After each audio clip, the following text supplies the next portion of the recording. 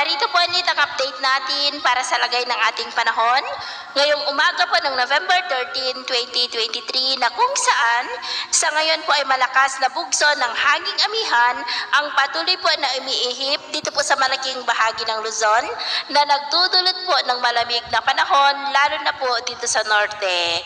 At ang LPA naman ay patuloy ang paglakas habang papalapit na po sa ating area of responsibility na consistent.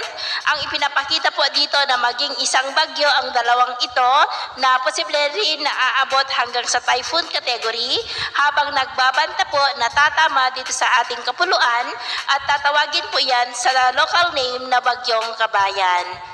At sa lagay naman po ng ating panahon, ngayong madaling araw ay may shear line na po na dahilan ng mga isolated rains sa ilang bahagi ng Bicol Region, Quezon at maging po dyan sa may Batangas. At dahil naman sa amihan ay may mga isolated rains sa ilang bahagi po ng Batanes, Babuyan Islands at ilang bahagi po ng Cagayan. At mamaya po ay sisikat ang araw sa malaking bahagi ng ating bansa pero dahil sa amihan at shear line ay maulap na kalangitan pa rin na may mga pulpulong pag-ulan dito po sa ilang bahagi ng Cagayan, Batanes, Babuyan Islands, Quezon at maging po sa may Bicol Region. At mamayang hapon, posible pa rin ang mga isolated rains sa ilang bahagi ng ating bansa lalo na po dyan sa may Southern Luzon at Cagayan, dulot po yan ng amihan at shear line.